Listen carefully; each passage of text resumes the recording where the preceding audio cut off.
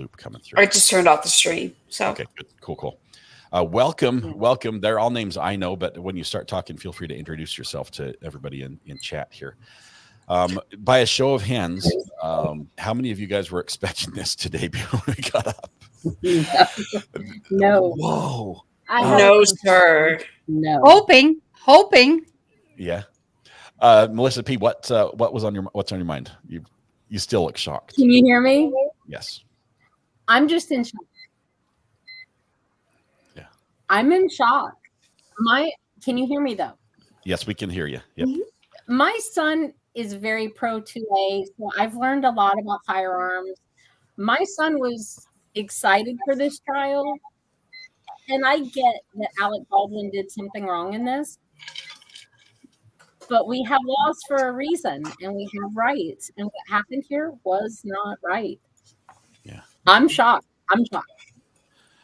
Lady Draconis, and then I think, is that Mathis? Yes. Yeah, I've never heard Mathis. I didn't know you had a goatee. It looks great. Lady Draconis, what's your thoughts? I have been sitting on the edge of my seat pretty much the whole time. I was sitting in Ian's chat pretty much the whole day.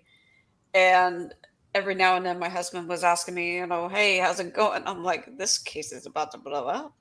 Yeah. It's like she was literally falling on her own sword. Just watching her. I didn't expect her getting on the stand like that. I really didn't.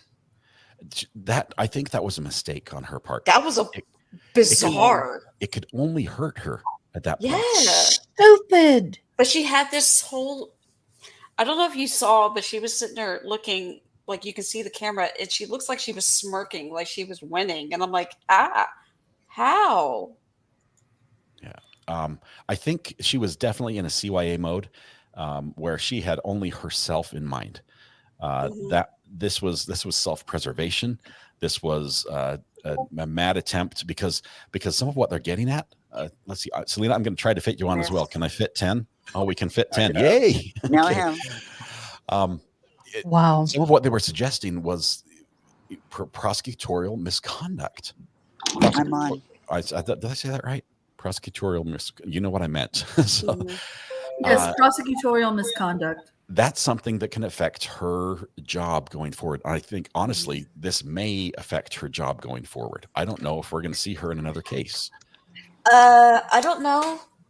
Ian was kind of back and forth about it, so I don't know. I want to know how many people are going to get fired. Not just her. Popel, Hancock. I just wanted to say. Go, Angela. Yeah. Yeah, I'm trying to what I'm doing. I'm reading the motion from March 14th this year because there is a sentence that I'm trying to find. One of the why the prosecutor may have left. Now there's this weird delay. March 14th. What? Vicky, we can hear her. Go ahead, Angela. Yeah. It's because of political. She's special prosecutor. She was hired just for this case, and she is in the city attorney or something like that. Her role is appointed or elected. I don't remember. I'm trying to find exactly what was said in the motion, and if she actually her even though she left her job might still be on the line, even though because she let this also happen, even though when the charges were dropped, she may not be the DA's attorney, DA's office. Her actual daily job may be over as well. Wow. So we may have broader repercussions. Yeah. Yeah. Thank you. Mathis, real mad German scientist. Let's give you a minute here. The other male on the stream here. Welcome. You're in Germany. That's why it's dark. Thanks for staying up late for us. What are your thoughts here? I was very surprised to see the dismissal with prejudice. I had a prior notion that when you... I just want to say something first. Go ahead. Can you hear Mathis? I just want to say something first, quick. Go ahead, Vicky. It's 12:30. Okay. Yeah, it's 12:30. It's midnight here too. So we got 3 people who are staying up way past their bedtime. I- 5:30 in the afternoon here. I'm gonna drop off. I'll come back. All right, thanks, Vicky. Appreciate it. Go ahead, Mathis. Continue. So I had looked at some of the case law on dismissal with prejudice, and I was under the impression that if you show a Brady violation, so for example, in the Allison case that they had cited this morning, the defendant in Allison, which I suppose was Allison, only got a new trial. So the conviction was overturned and it was remanded for a new trial. You would, but ultimately that was for a state law evidence code violation for Rule 501. I think that's the one they cited. And then the issue of Brady, I thought Brady also gets you only a new trial if you've been convicted. But I guess it makes sense to say that, okay, this is we're mid-trial, we would have to start over, and it makes sense. It just seems somewhat inconsistent. But they had a strong argument. In this particular case, they already sat the jury, and Supreme Court precedent, whatever that means nowadays, Supreme Court precedent has been very clear. Once you sit the jury, double jeopardy attaches. That's it. Jeopardy attaches. So double jeopardy is what can't happen. Yeah, he can't be tried again on these charges. Whatever they put in that indictment and we're trying him on, it's out the window. Yeah, except so they didn't have. It makes no sense if the violations are so extreme as they were in this case, because apparently this wasn't their first time. This was like 4th, 5th, or 6th even, and no other remedy remained for the judge but dismissal with prejudice. Yeah. I think I figured it out. It makes no sense to continue the trial with the defense handicapped the way it is, get a conviction, and then overturn it. Just stop it right now. That's the way to do it. So I think the technical rule is when a jury is sworn in, jeopardy attaches, but you can still have a mistrial. Then it doesn't count. But when you dismiss after jeopardy attaches, if it's not a mistrial, if it's a dismissal, then that's effectively a dismissal with prejudice, not a mistrial, because it's the state's fault. It's dismissed because they messed up, and because it was dismissed once there was jeopardy, then you get with prejudice because it's their fault. I think the judge was very clear she had a better choice of words than I did. We've got Melissa P. and Selena on. Let's get a quick word. So Melissa, you've got a guest as well. Who's this is my son is the NRA certified instructor, so I grabbed him because he could not believe it. He's been at work all day and he is in shock. He's like, what? I'm like, he's got a few hours of video he needs to catch up on. Yeah, he has to catch up on this one because it was that good. But it's like I told him, I'm like, I understand that Alec Baldwin did something wrong and someone died. I get it, but we have rights for a reason and we have laws and we have to follow them. And in the last few months, we've seen a lot of miscarriages of justice, a lot. Yeah. And so I have to admit, this does restore my faith a little bit, just a little. I'm sorry that Helena Hutchins died, and that is tragic, but we have laws. I'm more irritated because it's like, to me, this seems like it should have been an open and shut case. Like, this should have been one of those easy cases to prosecute. Like, why on earth would you try and hide evidence? I don't understand the thought process here.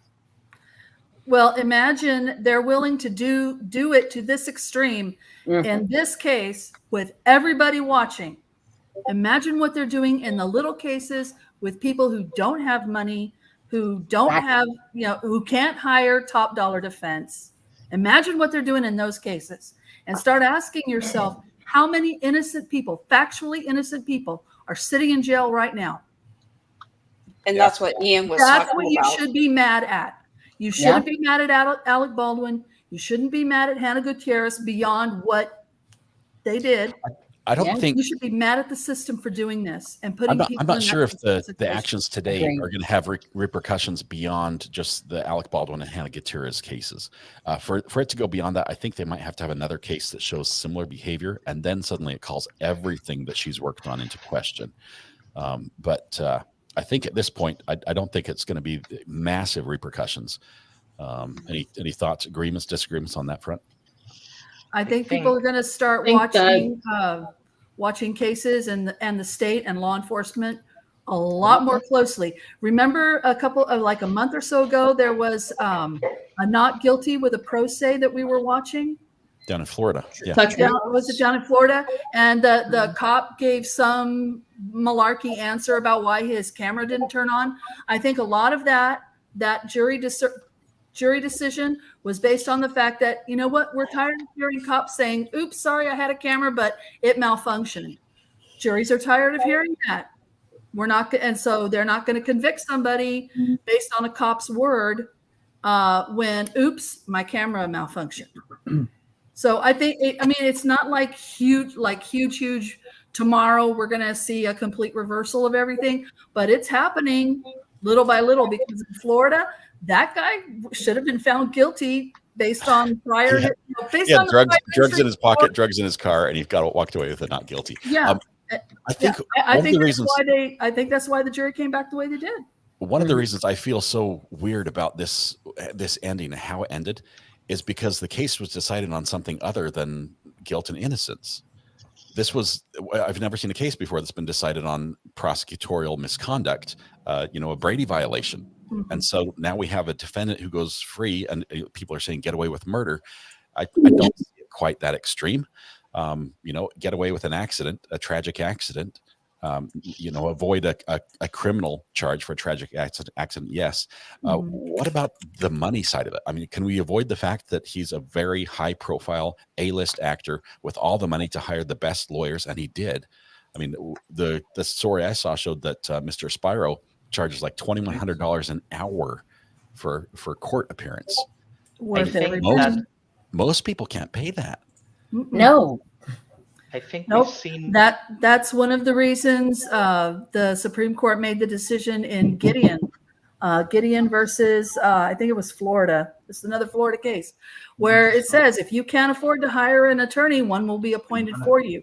Yeah, but you're not going to get appointed a $2,100 an hour attorney unless you're Ryan Kohlberger. It depends on your jurisdiction. Some jurisdictions, like my county, we have a public defender's office, and those people are paid pretty well, although they are overworked. Okay, so they get a good salary, and unless there's a conflict of interest, like it's multiple defendants and they're all testifying against each other, everybody who can't afford an attorney gets an attorney through the public defender's office. If not, they get a private attorney.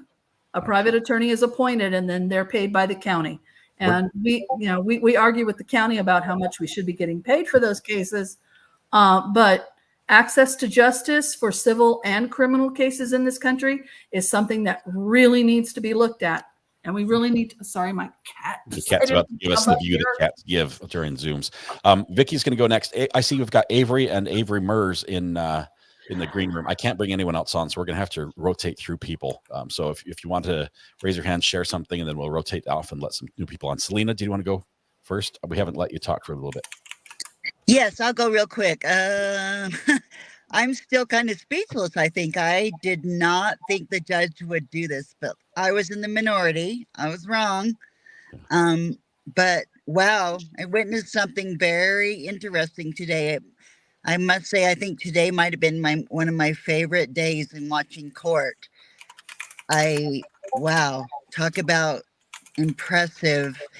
And I also like someone else that made the comment, like, the prosecutor, my goodness, hiding evidence when you pretty much had a case where I think there would have been a conviction. I'm speechless at that as well.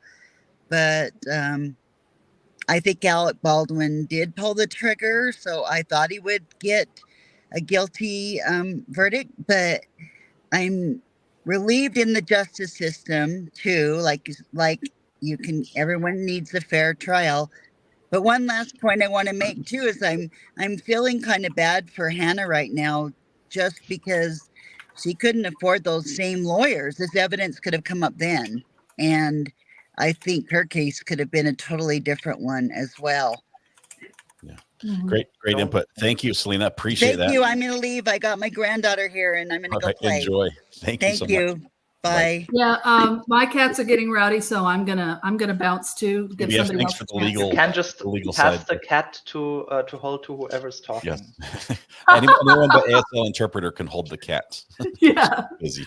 Yeah, he's gonna get mouthy in a minute, so I'm gonna bail. KBF, thanks. It's good talking to you on the phone as well. Appreciate it. Okay, bye. Bye.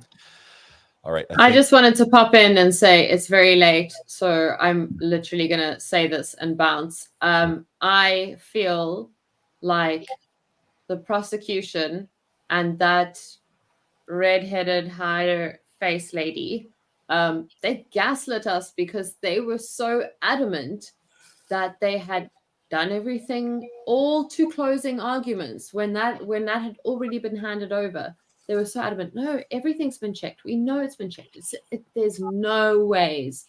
It can't be a conspiracy. There's no ways. Seth's fine. Sarah's fine. Don't worry about it. And then in Alex's trial, it's like, oh, you actually got that during the trial and still did a closing argument saying it's not a weird conspiracy.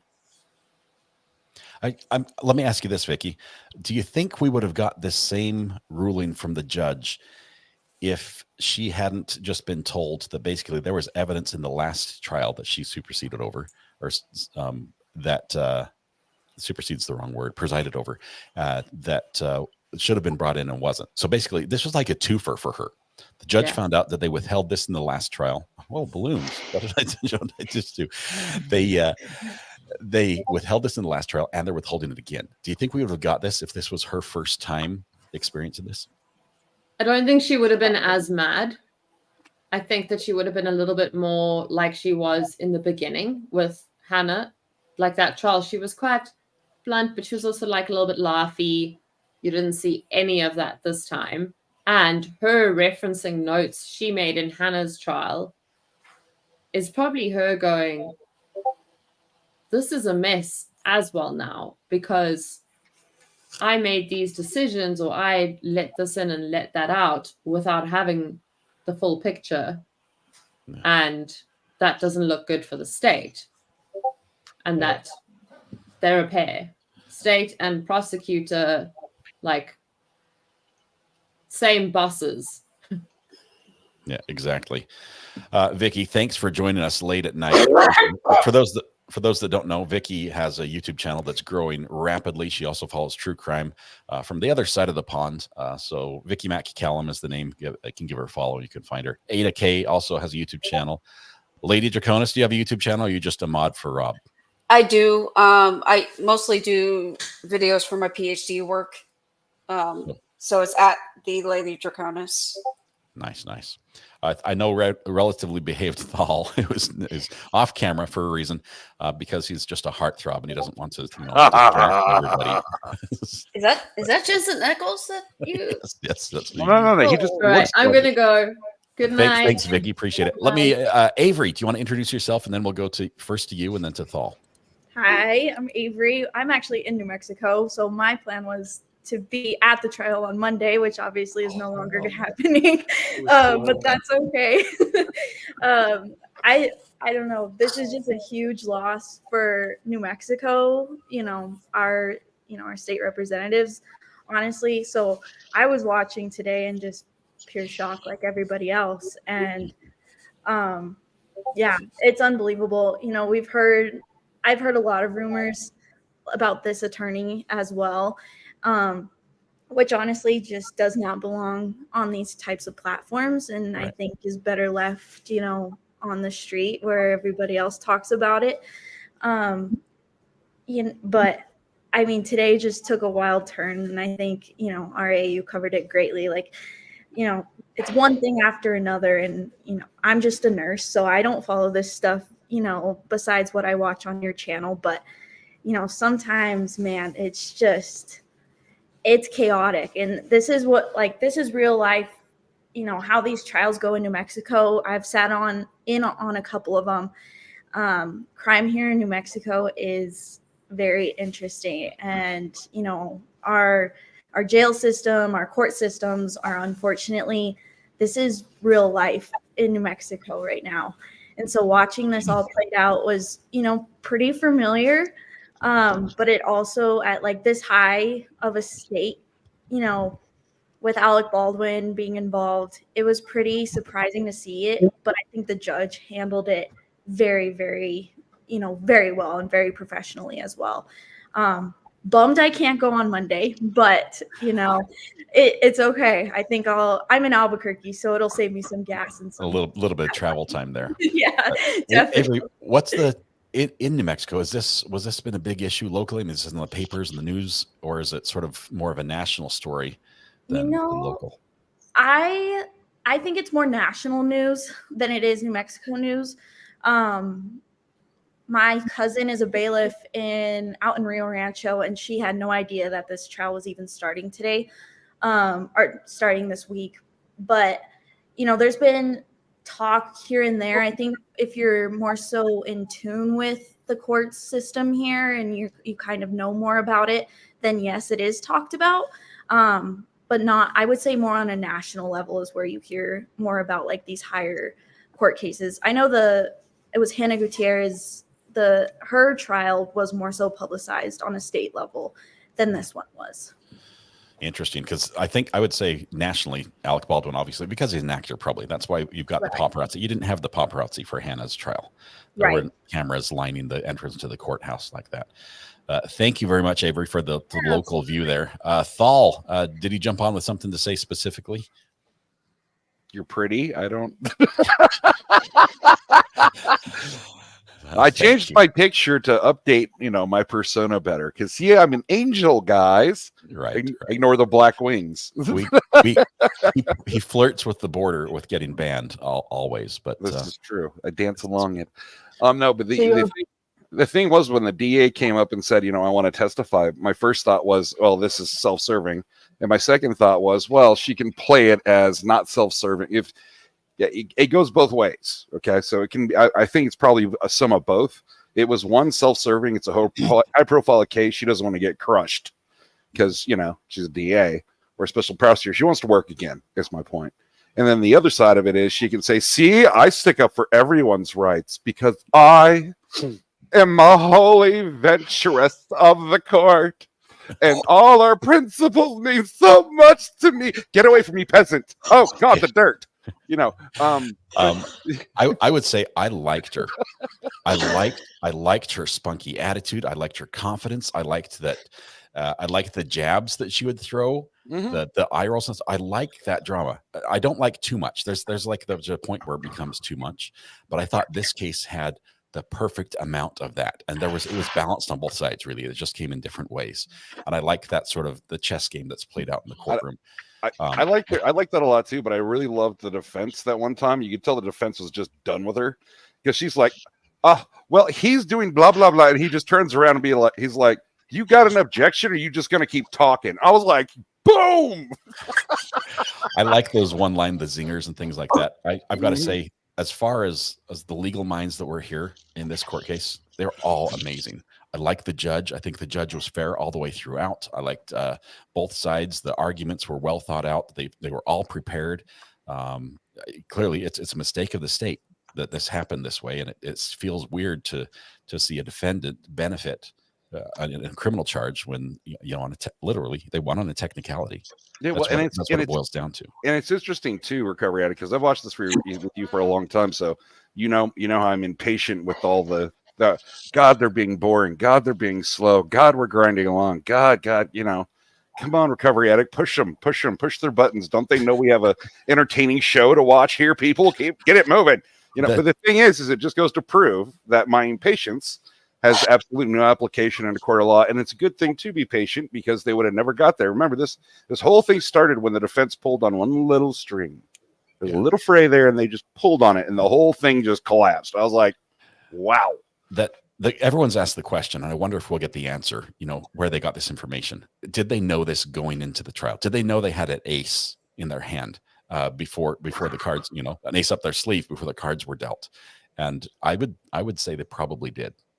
I don't think this came to light exactly the way I honestly think the defense came into it with going, this is my opinion, so it's pure speculation. I'll shut up in a minute, Addict. I'm sorry. Oh, no. We're good. Addict, I got a cat hair in my eye. Oh, ow. I'm sorry, sweetheart. Anyway, blessed be the cats. But anyway, what was I going to say? Right. So the thing is that with the defense, I think what they were thinking was, oh, it's another little string I can pull. It's another little divot I can put in their argument. It's another little thing that the jury has to consider. You know what I mean? All that. But I think once it breached or once it opened a hole and they went and the defense lawyer went, oh, wait a minute. As soon as he realized that like clicked in the middle of questioning, I think he went full bore at it. He just ran at it and just kept going at it like nobody's business. So I mean, they might have had an idea of this. I think you're right, Scott. I think they had an idea of this. I don't think they thought it would have done the damage it did, though. I don't think that was their assumption. I think that was just, well, I can put a little hole there, and then as soon as she came, because remember when the inspector came back with, well, yeah, that's what that means. The defense lawyer stopped and just stared at her like, what? I'm trying to think. There was a moment where the judge, I think when the judge was cross-examining the witness when she said, when did you see the video? She's like, I just saw it for the first time this morning. I think at that point, everything after that was just filler material. The judge had made her decision already. I think she had leaned that way, but that confirmed it for her. She's like, I'm done. That's all I need to know. She did not. I didn't see one time when she actually looked over at Prosecutor Morrissey when Morrissey was on the stand testifying. Morrissey is turned looking at her, and the judge is just typing. She's like, I'm just doing my paperwork because I know what's coming next, and that was it. So there was a spicy. point where I think the lead investigator when the judge asked the last question, there was a point when the judge was very visibly pushed back against the chair and head angled down like so, and this is basically over face displaying. I think that was what sealed it. I don't know if many judges have done what she did today in their career. Yeah. Happens. Absolutely crazy. Oh, Lady Dracona, sorry, we got your mic muted. Did I mute you on accident? Is that my fault? I will unmute you. I'm sorry. Her coming off the bench shocked me because I've never seen a judge do that before. And I was like, oh no, this isn't good. And then she's literally standing. I'm like, oh no. No. This is not good. You're talking about when she put the gloves on and opening evidence. I knew they were screwed at that point, and I was like, how long is she gonna string them along? How long is she gonna string them along and see who's gonna pop? That's what it felt like to me, because we were just sitting on the edge of our seats the whole time. I have a confession. Because I did not expect anything big to happen today, so except for Hannah Gutierrez. So I was like, I'm gonna watch tennis and I'm gonna catch up on Saturday or later when tennis is over. And then I got the message my ex was blowing up, so I was like, nope, screw tennis. I'm gonna go back and watch this, whatever is going on. So yeah, I was a little late, but I caught on. This is something that I would say you want to go back and rewatch this because it developed slowly, but you could see the pieces fall into place. And knowing now where it ended up, and watching the body language of the different players, it's amazing. It was just incredible. What I want to do is rewatch the previous day, because my theory is that when the crime scene technician was questioned, at some point this issue with these she said something that the defense hadn't known, and at that point the dominoes must have been starting to fall, where they realized she testified to maybe like a test that the what was his name, Testy, maybe I'm just associating with the word test, So that guy, the one who showed up to turn in the bullets, I think she testified to something like we compared those and they didn't match the Rust live bullet. And then the fact that they had made this comparison more than beyond, oh, these don't look that similar. If they actually did testing and they didn't tell the defense, then this goes back to the Allison case that they cited, where, oh, you have evidence that helps your side.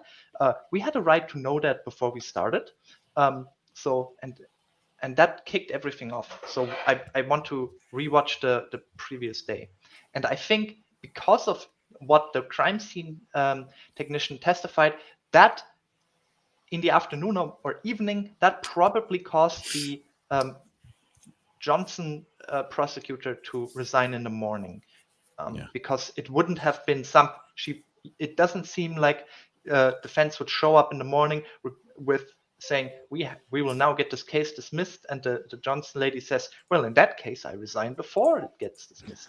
I think it had to have been a slip up yesterday. There's something else. I have to say thank you both to Ada K and the ASL interpreter. Diane, thank you, Diane. I've never had to speak with an interpreter in mind. I don't talk slowly, and there are a whole team of us that are just constantly talking, and she's keeping up with all of it. Both of you, thank you very much, and I appreciate the service. I realize we have a number of individuals that rely on that service on the channel watching right now. So thank you very much for that. Scott, I'm sure you're not used to it. I, however, am used to it. As everyone knows, I'm usually with the higher class people and not with you peasants and boulder rollers. I usually have much higher esteem. I'm going to be quiet because Lady Draconis just looked at me like incoming ban for fall. I'm going to get beat up. I'll let you guys know. Lady Draconis is a moderator for Law and Lumber, Rob on Law and Lumber, one of the great pillars of LawTube, as we call him, a good friend of the channel. I proudly can say that I have one of his handmade pens. It's a special thing I keep near my heart, literally in my suit pocket. If you have a pen, you know it. The gifts are amazing. He doesn't just make pens and then give them out. The pens have meaning. He researches, and as he did with mine, he put a lot of thought into the type of wood and how it was built and what I was interested in, and it means a ton to me that way. We are linking to his live stream, which is Friday Night Frenzy. He starts at 8, so we've got just under an hour before that starts. It's on Rob's standard time. Yes, so 8:30 then. You guys are used to that with me, though, so it's wonderful. Thoughts? I cannot find the press conference. I'm not sure if it's going to be aired or not, or if they're even going to do one. Can I say something while you're looking? Yeah. One thing I want to say is we have to remember it's just because Alec Baldwin did not go to jail doesn't mean he is not paying for this and suffering. Yeah. There's lawsuits on the civil end, but emotionally, I mean, I watched his interview when in the sheriff's office when they told him that she died. That was raw grief. That was no acting. That was real. I don't believe that he intentionally would have ever done anything like this. I know I'm separating the difference between he pulled the trigger. That's clear. But he has to live with this for the rest of his life. Does it make up the loss of her life? Nothing will make up for that. And the fact that his family has suffered, her family, a lot of people suffered from this event. But it's not over. He's still got civil stuff going. But I believe that the charge that he was charged with was wrong. You can't equal it with a Hannah. Her charge and his charge should have been different, in my opinion. Elevate hers or lower his. That's my humble opinion. What did Halls plead guilty to? Negligent discharge of a firearm, I think. The lowest out of the 3. So yeah, shouldn't Hannah so if he had gotten that same one? Because they're like on the same level as far as the checks go, right? Hannah was, I think, offered that if she had help with getting the source for the ammo. Wow. Angela, you've got your hands up. Wasn't he charged with the enhancement that would give him like 5 years initially, then lower to, and then Yeah, but still, I just felt that. And you were talking about the thread relatively behaved. As soon as that thread started getting pulled, it's like a sweater. It just started unraveling, and there was no stopping it. I think that the defense may have known enough to know to do something, but I don't think they knew the depth. And I was watching them when they were doing the interviews, or I guess it was a voir dire or whatever they were doing, and the hearing. You could see the reaction, and all of a sudden everybody went whoosh and started digging and started reacting. It was And the blood that's in the when water. I knew it's done. But I cannot believe that Morrissey gets on the stand, and the saying is true: pride comes before the fall. Matthew Harris, who was a lawyer friend of the channel, was telling us when that happened. He says, this is wrong. She should have been actually talked to a little bit before she got on and fully like read her rights, because she has there is legal repercussions for some of the things she testifies to personally to her. So there should have been a full colloquy where she's like, you have the right to remain silent. Anything you say or do, it's not really, she's not under arrest. She's not being charged with the crime yet, but she's in a situation where she can be asked a question and have to answer that could really affect her job and legally going forward. I think the interpreter had a question or comment. Oh, question. I have a question. Did Marcy, I've heard it mentioned 2 or 3 times, did Marcy from the district attorney's office get on the stand? Yes. Yes. Yes. She called herself as her own witness. Oh, it gets better, SL interpreter. It gets better, sweetheart. Just wait, because as in the famous words of what's that one lady I like? That's a law tuber, Emily, whatever. Emily D. Baker. Emily D. Baker. Yeah, Emily D. Baker said it best when she said, "Oh yeah, well." The lady says, I'm going to get up on the stand. And Emily D. Baker goes, no, you don't. You don't want to do that. Don't do that. And then she goes like this. And the attorney goes, oh, yeah, no, I'm sure I want to get up here and swear. And Emily's like, no, you don't. This is a really bad idea. This is a really, really bad idea. Nothing I watched that. Come to that. Huh? I said the Nothing same thing. could come out of her testifying. No. That's why I said pride. Yeah. I think Trying to what save her happened butt. was she got personally involved with this one a little too much, and there was maybe because of what happened in the office, maybe because of all the turnover and everything, that she feels that she has to push through and go for the win here, and she'd do it on her own. Screw it, we'll do it live. Screw it, I'll do it on my own. It didn't work. Angela, Scott. Yeah, Here's the thing, Scott. You forget, okay? you don't sound anything like Angela. Listen, Scott, real quick. Okay, I'm sorry, Angela. Just give me 1 second, sweetheart. it's okay. Listen, Scott, okay? She got up there on her principles, okay, that are all valid and good. And she was just clearing the air. That's what she was doing. I will say this. Okay, no more mocking anybody. I will say this about her. I believe she believed her reasoning. I believe she believes her logic. And she thought that she was on sound ground. I believe she was wrong, but I believe that she was confident that she was right on that. Angela, what was your thought? Well, speaking of prosecutor, I still have the said motion from March 14th. I need to read a quote said by, it doesn't say who said it, but one of the special prosecutors. I guess Morrissey, but I may be wrong. The article also reported the special prosecutor's troubling motivations behind the prosecution. Prosecutors haven't said publicly what new evidence. Apparently, they have some new evidence at the time, which we didn't hear because this is out now.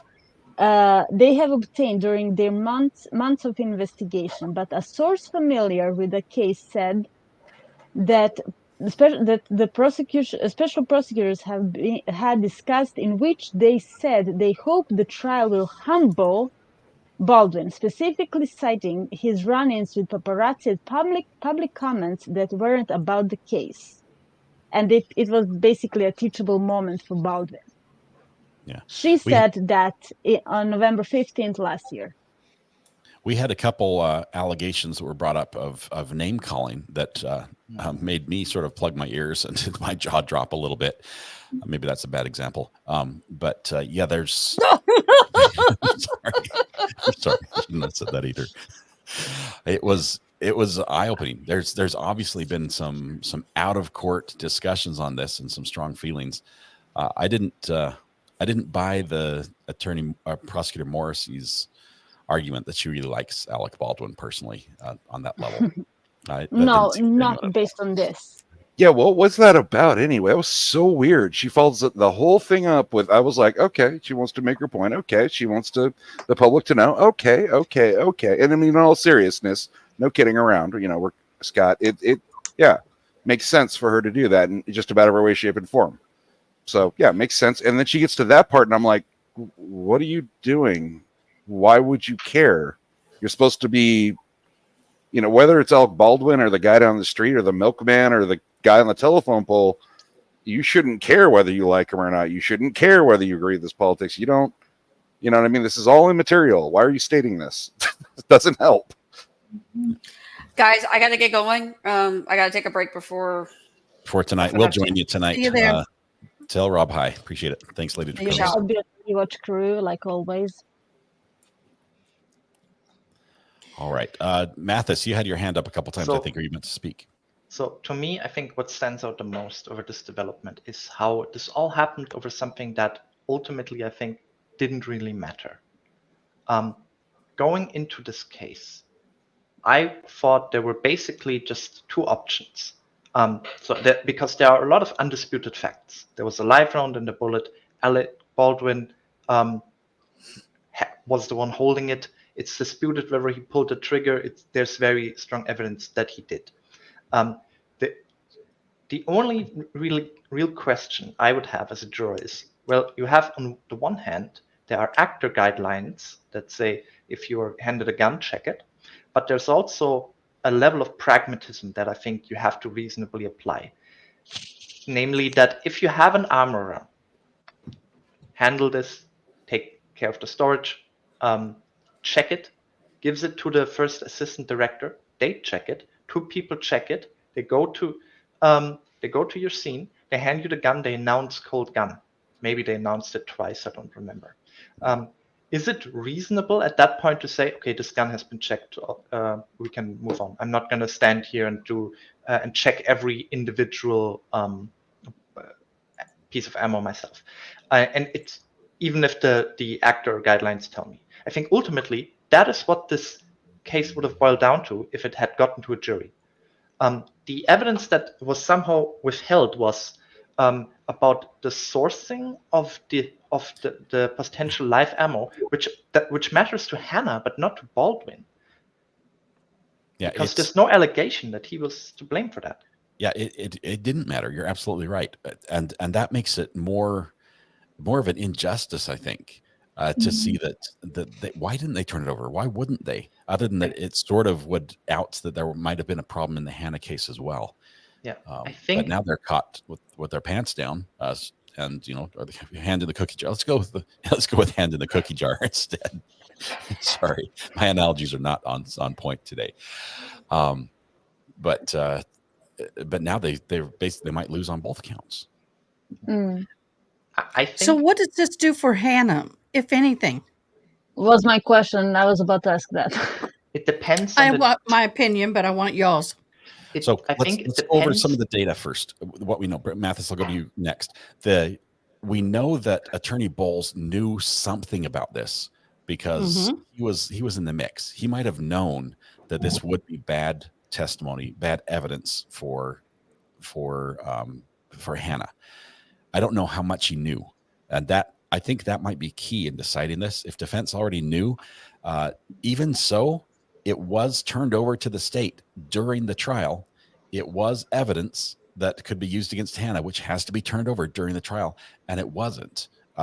Now they may not have known then the full scope, so that's going to be a difficult one. I think wiser minds than my own will have to look into this and see what happened. But Mathis, your thoughts particularly? So I can think of a scenario where it matters for Hannah, and a whole bunch of others where it doesn't, because it all boils down to timing. So imagine your bolts. You're in the trial. You hear from this guy who does bring ammo, who says this is probably from the same batch. You are looking for a defense for Hannah. You see that they aren't visually similar, so you decide, okay, I guess it doesn't matter because they're not visually similar. There is still a way to get a prejudice against Hannah, because consider the following. In the Baldwin case, it all boiled down to there was this third report by someone like Hakes or whatever his name was, because apparently the state had some final confirmatory testing to definitely rule out that the bullets that didn't look alike weren't alike.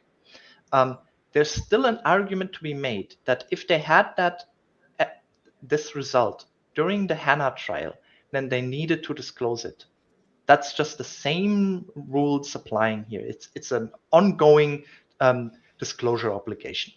So in that specific scenario where they had a test result to turn over before the end of the trial, that sounds like it would help Hannah. Everything else, probably not.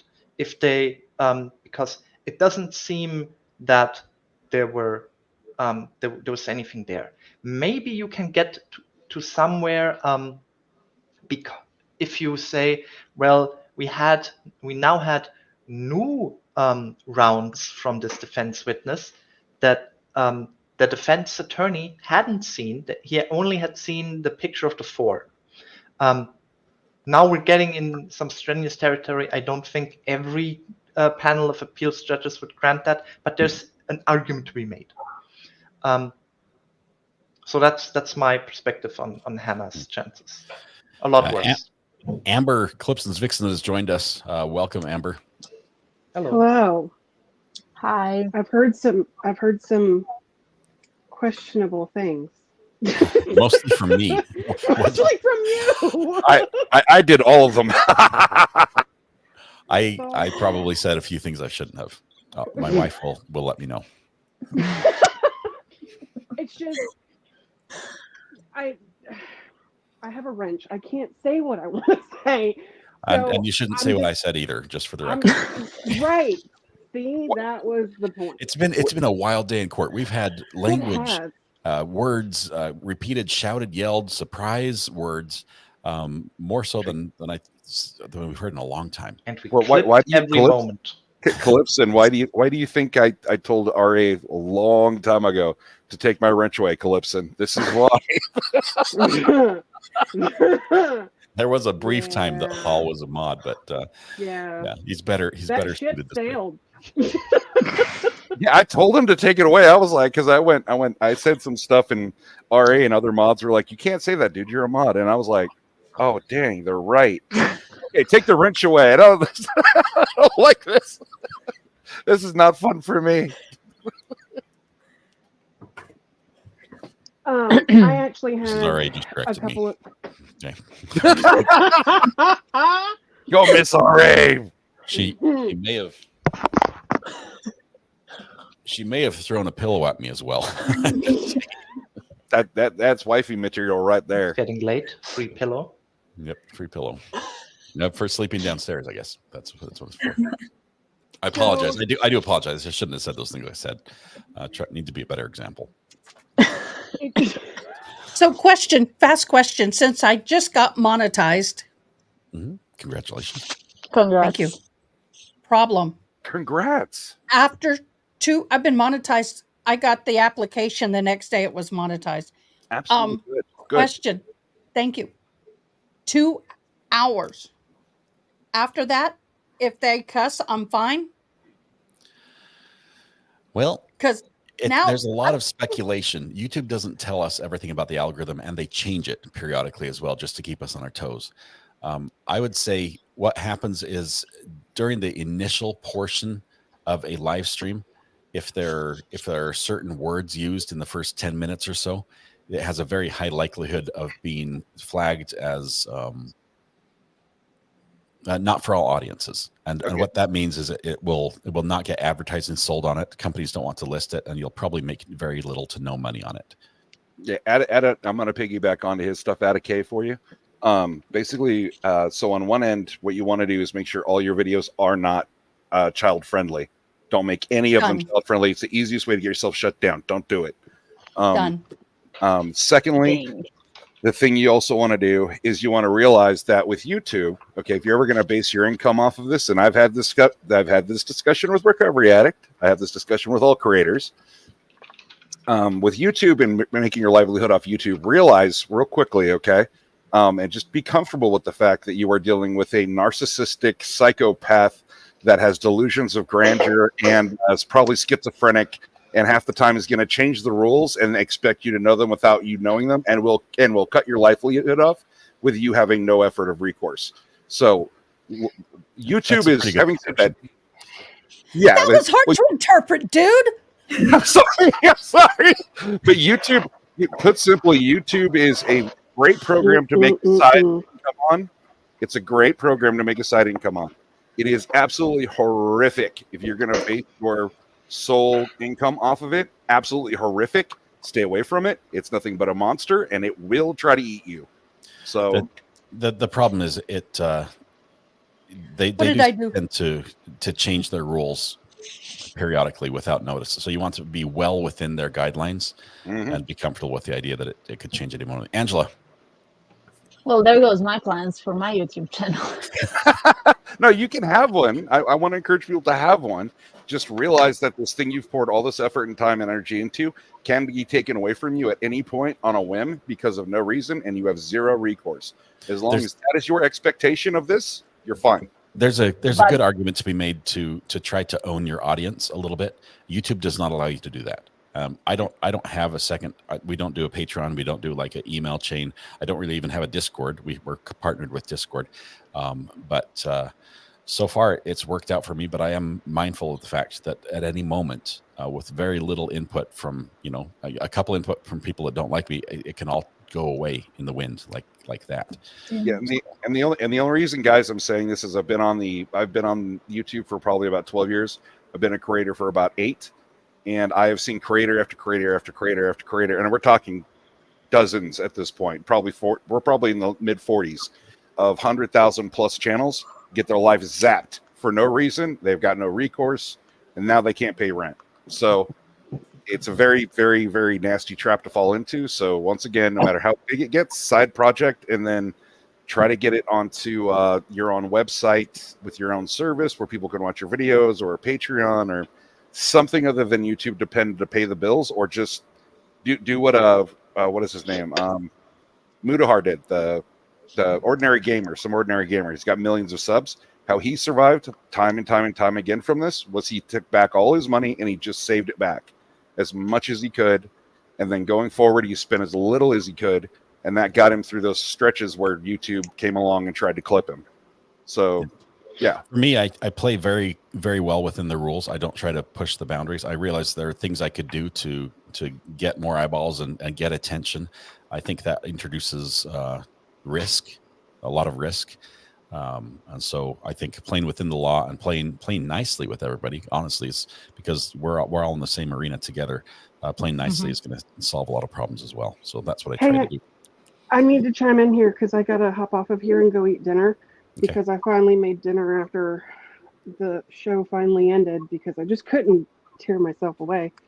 So apparently the other special prosecutor, Miss Johnson, resigned unexpectedly today due to a disagreement with having this motion heard or motion hearing in public. Oh, that was what she stated. There I'm guessing that wasn't. I don't know if I believe all that. I'm thinking there might have been something else. It does not say what she was for or against.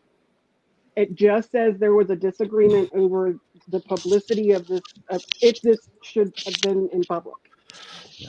But she's also doing an interview on News Nation tonight. So there you go. There we go. We'll Where? get more information. News Nation. I was away for a second. Who's doing the interview? The prosecutor who quit, Johnson. Uh-huh. She's going to talk.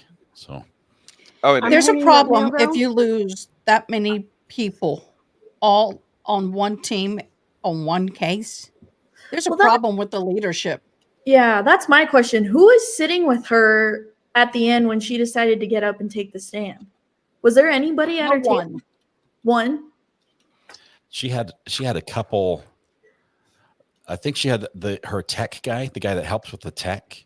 He was there, but really she was like on her own. And there was a couple people behind, but because I mean the defense's table just kept growing today, and then hers just, she was a little lone wolf. Yeah, I have a point.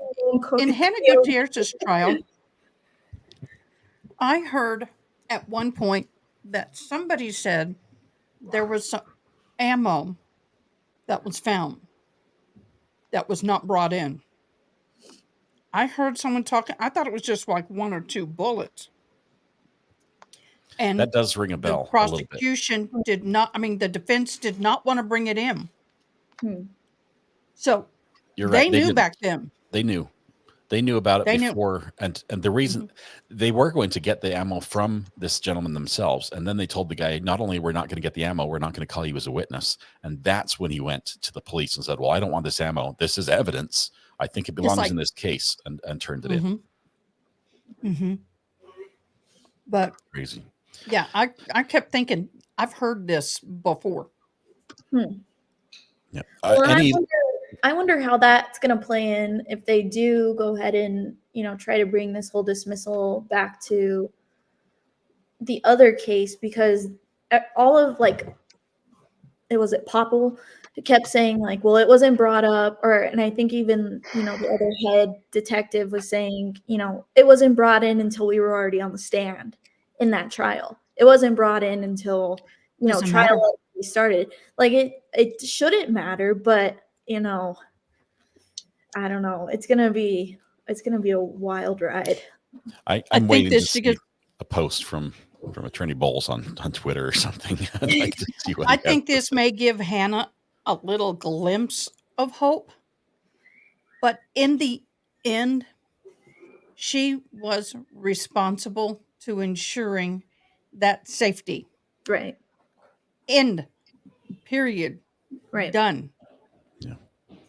Let's give everyone just the last moment to either say hi or shout out to somebody. We're going to wrap things up here. We've got about half an hour before Rob's going to be starting at the Friday Night Frenzy. Angela, do you want to go first? You're up latest. No, I have a question for you. Did you see the email I sent you, and did you forward it to Mrs. R.A.? Does someone else want to go first for just a minute? I'll talk. I'll always talk. You know what?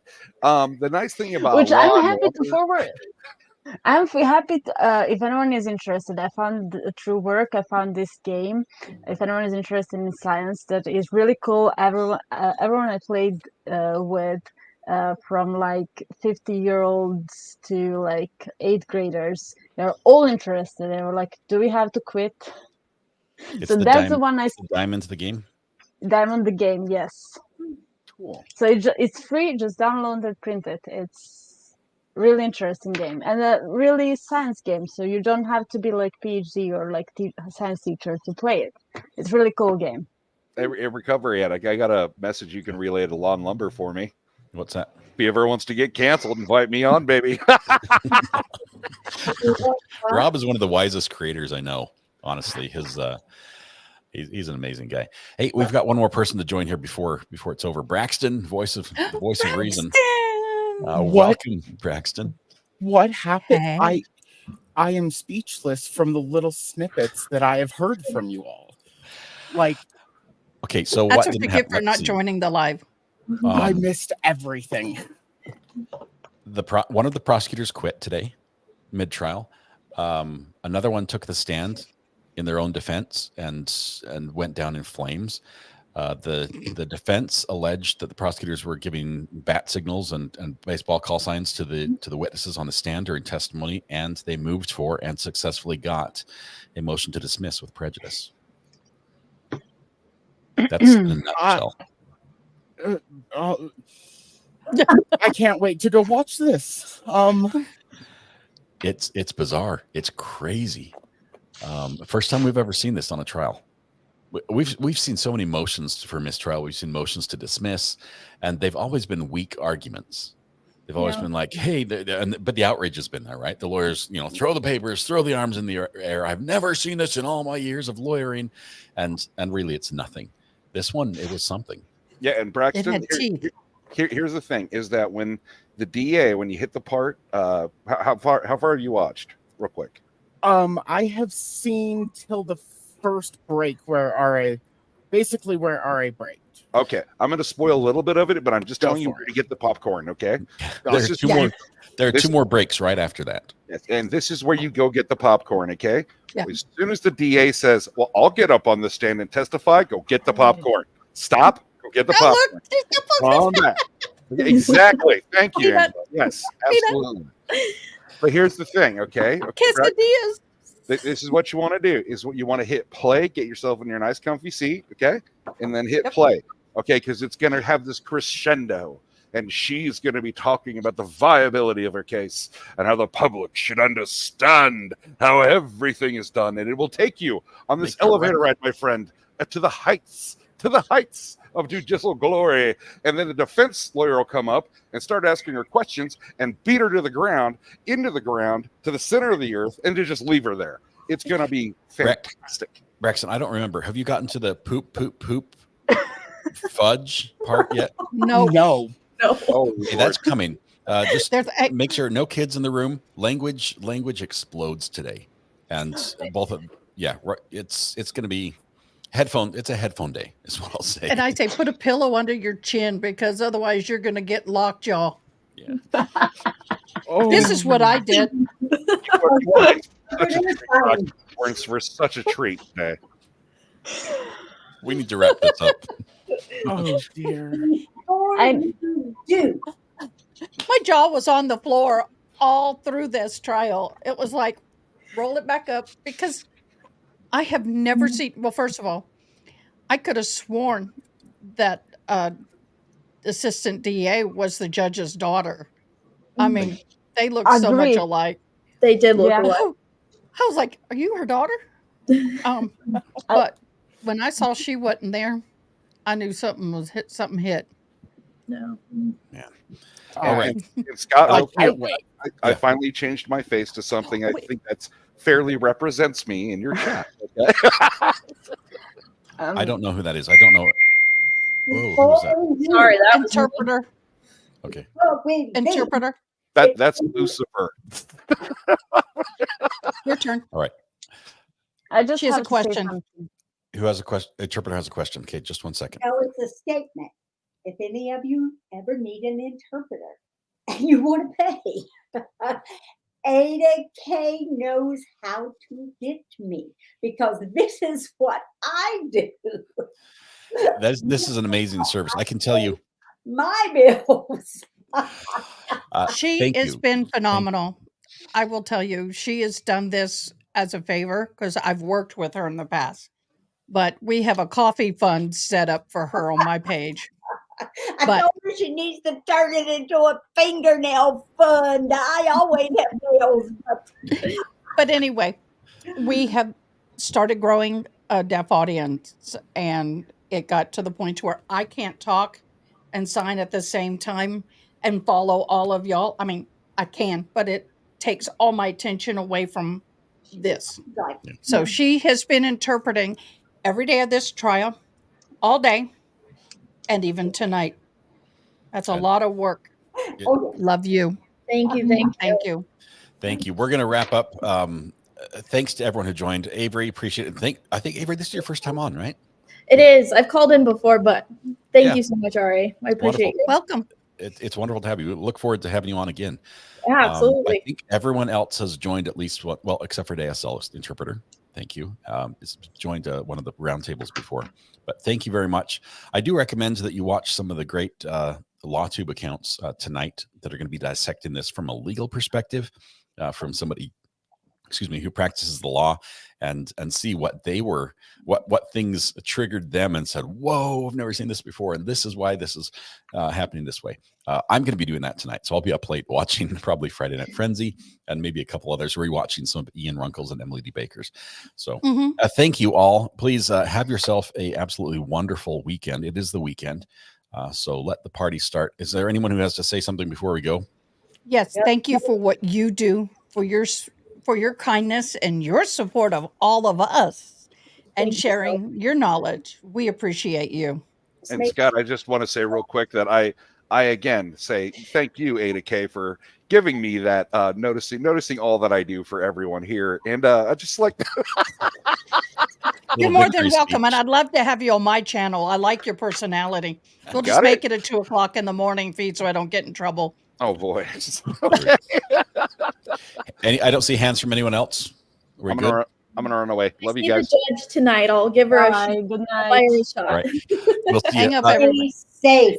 We have a portal built up that will already take you over to Law and Crime, or excuse me, Law and Lumber. He's never going to forgive me for that. He's never going to forgive me for that. Rob, I am sorry. It's been a long day, my friend. Please forgive me. Anyway, we've got a portal set up, so when this ends, we'll go ahead and send you over that direction. I do recommend it. It's always good fun. They're good people with great knowledge.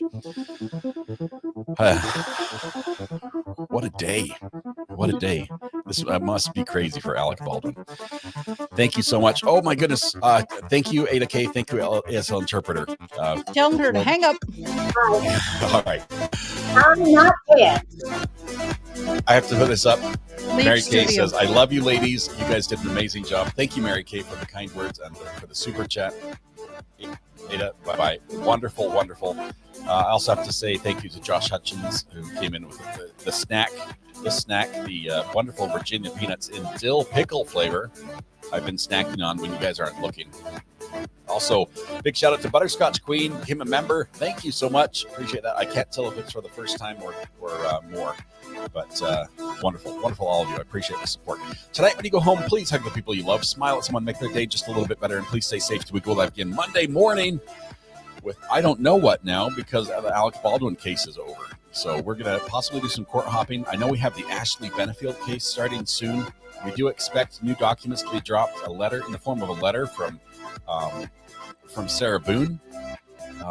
There will be plenty to do. I can promise you that. You guys have a good night. We will see you on the flip side. Catch y'all later.